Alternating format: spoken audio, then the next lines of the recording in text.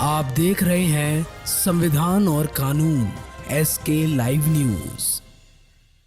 देश में क्षेत्रफल की दृष्टि से जितना बड़ा राज्य उत्तर प्रदेश है, राजनीतिक दृष्टिकोण से भी यूपी उतना ही बड़ा है।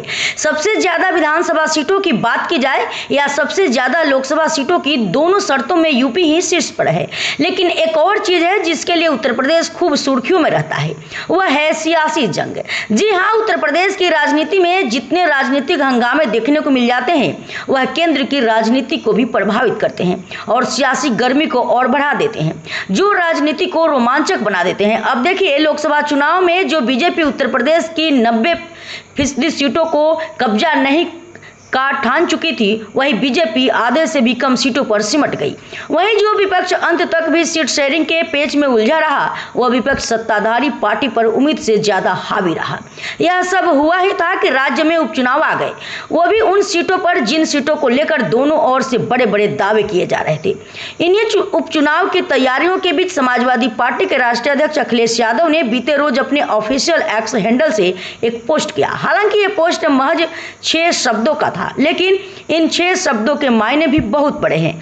उनके इस ट्वीट को 24 घंटों से ज्यादा का समय जब बीता, तब यूपी के डिप्टी सीएम केशव प्रसाद मौर्य ने ट्वीट का जवाब दिया और उनके पोस्ट का जवाब देते हुए अखिलेश यादव ने फिर एक ट्वीट कर दिया।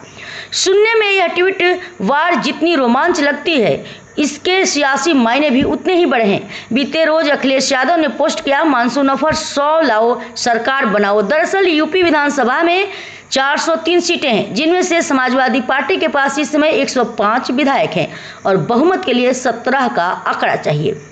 इसलिए अखिलेश यादव ने 100 लाओ सरकार बनाओ की बात कही। उनके इस बयान के बाद डिप्टी सीएम केशव प्रसाद मौर्य ने भी जोशीले अंदाज में जवाब दिया और यह तक कह दिया कि समाजवादी पार्टी का वर्तमान और भविष्य खतरे में है। उन्होंने कहा, मानसून ऑफर को 2027 में 47 पर जनता और कार्यकर्ता फिर समेट एक डूबता जहाज और समाप्त होने वाला दल, जिसका वर्तमान और भविष्य खतरे में है। वह मुंगेरी लाल के हसीन सपने देख सकता है, परंतु पूर्ण नहीं हो सकता। 2027 में 2017 फिर दोहराएंगे, फिर कमल की सरकार बनाएंगे। बयानों में जो तलखी दिख रही है, उससे पता चलता है कि दोनों दल एक दूसरे पर किस तरह हावी होना चाहते हैं। लेकिन केशव प्रसाद मौर्य के इस बयान को भी उन्होंने खूब लपका और बयान में जनता की बात करते हुए कहा कि संगठन कभी बड़ा नहीं होता। अखिलेश यादव ने इस पोस्ट का जवाब देते हुए कहा, ना संगठन बड़ा होता है और ना सरकार, सबसे बड़ा होता है जनता का कल्याण।